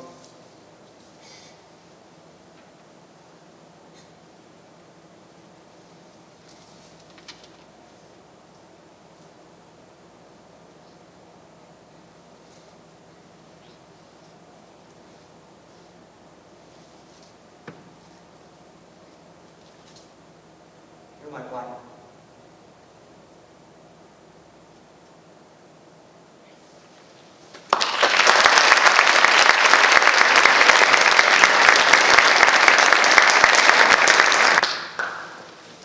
Thanks, Alice and Jenna. Let's get back to the funny stuff with some creative expression. Senior Sarah Battles loves speech because she can compete on a more personal level. Ladies and gentlemen, Sarah Battles.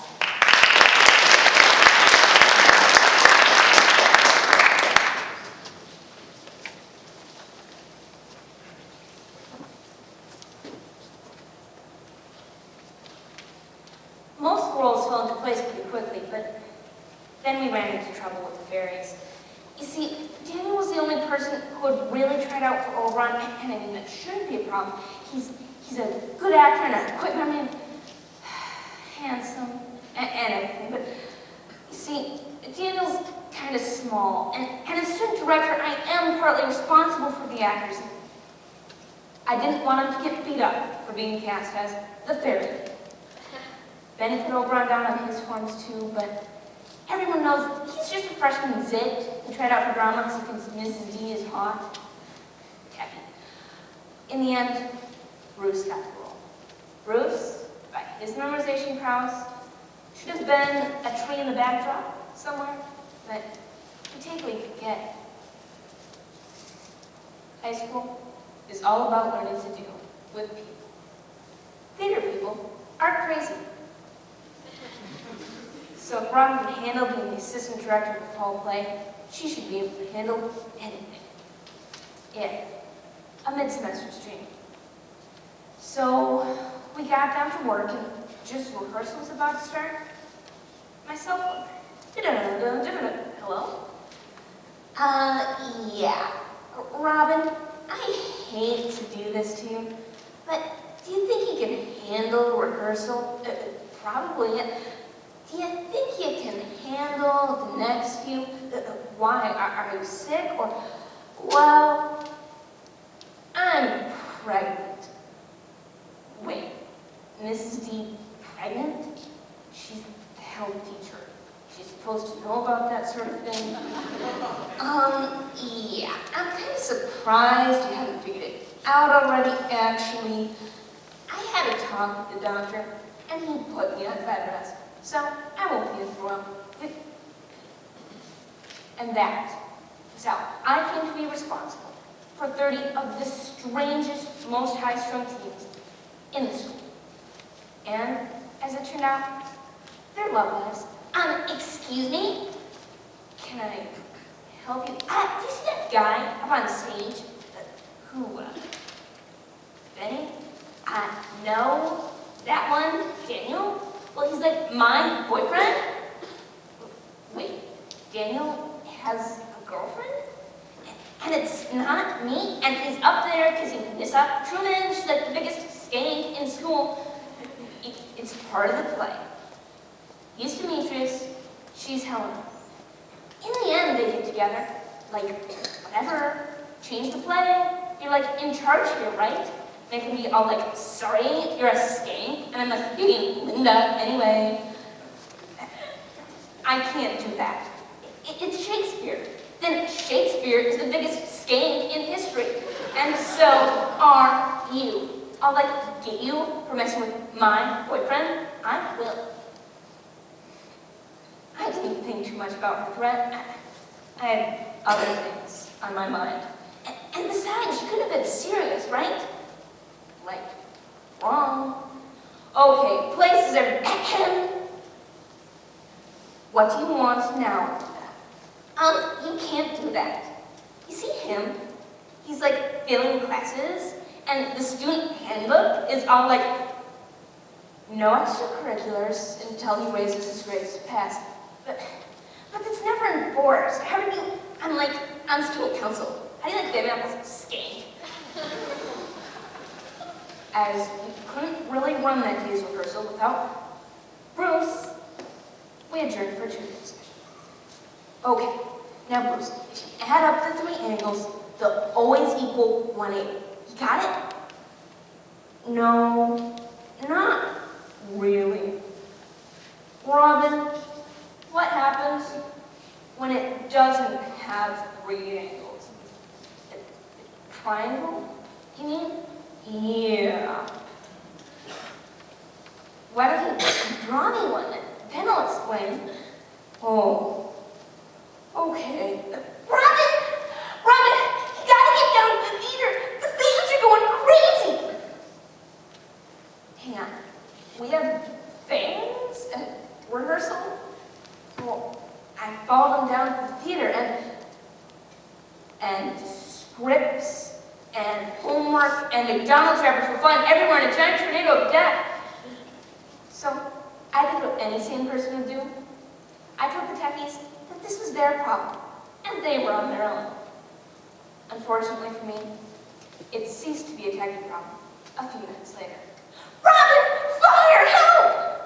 I rushed in to find Betty, standing on an innocuous sheet of paper. Robin! Robin! Bruce was trying to smoke in here, and the ashes were going everywhere, and it almost caught on fire! What kind of moron tries to light up in a swirling segment of paper products? Idiocy aside, this wasn't a techie problem. This was a discipline problem. So I dragged Bruce out to the vice principal in charge of, well, discipline. The vice principal Newport, Bruce was smoking in the theater, on the school grounds. Sir, are you Yeah, you kind of caught me at a bad time there. Look, if you can keep this between you and me, you can have the rest of the pack. No? That's fine. You got detention. Saturday. See you there. Hang on a second. I've got detention because he was smoking? What kind of world is this? On top of everything else, Robin! Robin! What is it? Well, the fan stopped. We found the total idiot's guide to geometry. Wow, I guess it's a good thing you messed up with the fans, but it wasn't me. It was Daniel. Wait, Daniel? As in mine, Daniel? He's not supposed to be doing the techie stuff. I think I'll let him explain. Hi, Marvin. You know when you're talking to the fans and but yeah, I guess when I can fan them, all the other ones, when I'm doing it. You're not mad, are you, at me? No, I'm not mad, but, oh, well, because little boys get mad at that stuff like that. Yeah, that's why we broke up. Wait, you broke up with Linda? She seems to think you're still dating. Oh, she was way too controlling. I mean, you would you like to go out on Saturday? Daniel, I have detention on Saturday. Oh, I've never been to detention, but sweet, just see there. A date in detention. You know, you gotta love a guy like that.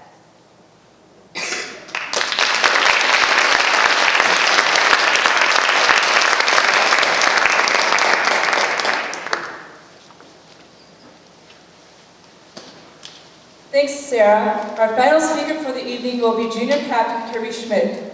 Kirby says he loves speech because he loves entertaining people. Ladies and gentlemen, Kirby Schmidt.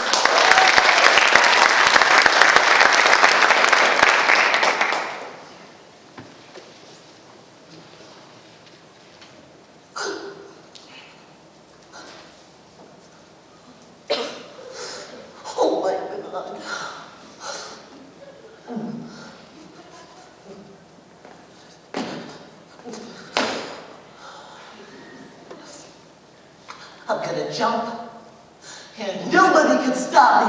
Don't! A typical dramatic scenario. Two people in conflict, or at least in deep inner conflict, with high stakes, suspense, and affordable cast size. Now, how will the situation play out? That depends, of course, on the craft and creativity in that remarkable art form known as playwriting. Now, let's rewind a bit from the start and see what happens. I'm gonna jump, and nobody can stop me. Don't! Fuck you! Fuck you, you shit-hands monkey feather! Let's rise above profanity. It alienates conservatives, and it makes liberals think you're a second-rate David Mamet. Rewind and again. Since the beginning of time, man has asked himself one question. What is good playwriting, and what is bad playwriting? Well, the answer is simple. Good playwriting comes from the Greeks, Sophocles and Antigone. And bad playwriting? William Shakespeare in A Midsummer Night's Dream. That's right, I said it. I mean, come on. Fairies. Fairies? The Rooftop Lesson by Rich Orwell. I'm gonna jump, and nobody can stop me. Don't! Well, why not? Can't you feel suspense rising now?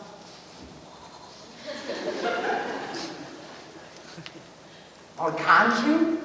Because suicide is a sin. Big deal. Theatre was written by sinners, for sinners, about sinners. Nobody wants to go to Othello to hear, Iago, you're so naughty. That's boring.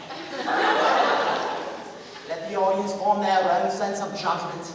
Now let's rewind it and try a different track. Well, why not? Because if you jump there, you'll land on my little girl's lemonade stand. And my little girl, lemonade, my friend! Lemonade! Ah!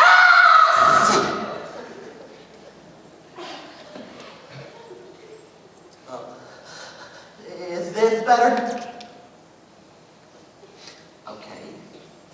So what have we gained? Be wary of minor obstacles. Unless, of course, you need fill time. Again. Well, why not? Because life is worth living. Well, why is it?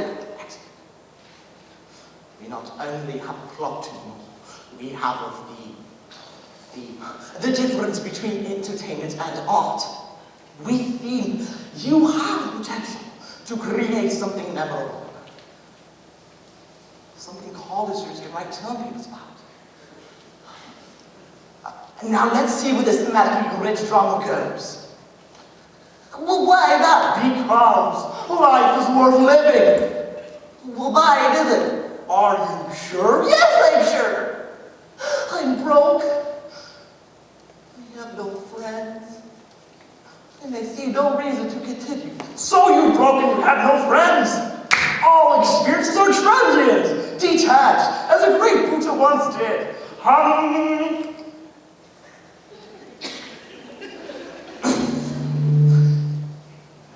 Of all the world's great religions, Buddhism is the least entertaining. So, you're broke and have no friends. Why not try Prozac? No!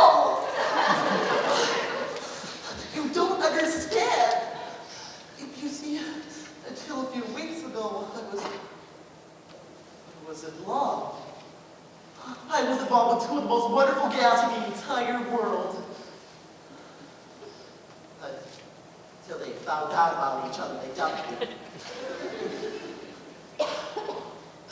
Therefore, these beautiful I kill you. Suicidal! Excellent playwriting! Here we have a heartbreaking situation, one of which we can all identify. Rejection. So you've had two exciting affairs. Another situation with which we can all identify. Suicide. That life could get worse. That's supposed to give you out for the search. I'm just trying to help you out. Doing a lousy job. Common beginner's mistake. Two characters in hostile disagreement. It's not conflict. It's just bickering. Nobody wants to go to the theatre to hear petty antagonism. That's why we have families. Listen, you stupid twerp! You know? Well, at least have a stupid twerp with a decent sex life. Okay, seriously? If it were decent for them, wouldn't you still have a sex life? Oh, snap. You meanie! You loser! You cretin! You weenie head! Leave me alone! Let's get back to the play. No. Don't tell me what to do.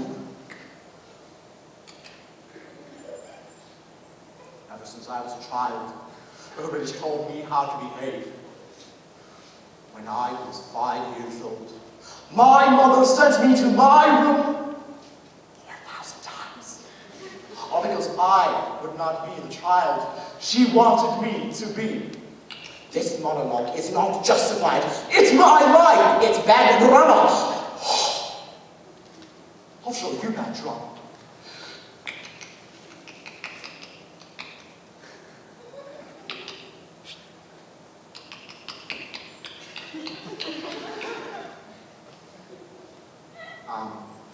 You missed.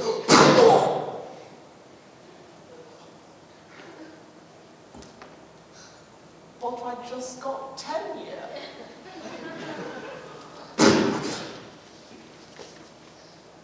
Oh my God. He's dead. Why, is that good playwriting? Or is that bad playwriting?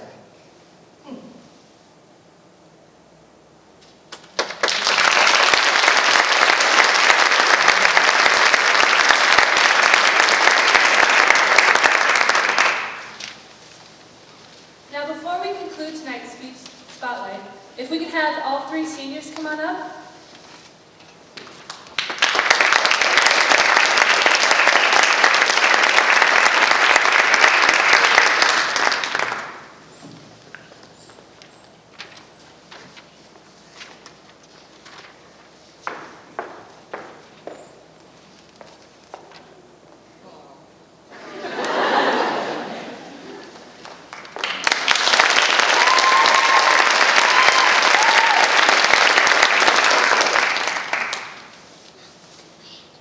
Thanks, guys. Go right there.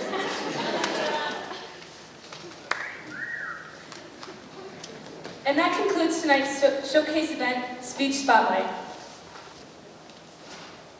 Thank you for coming tonight and supporting Marshall's speech. And thank you to Jake McKenzie for providing sound, and the booster parents and Jan Noyes for coordinating tonight's classy event. Good night.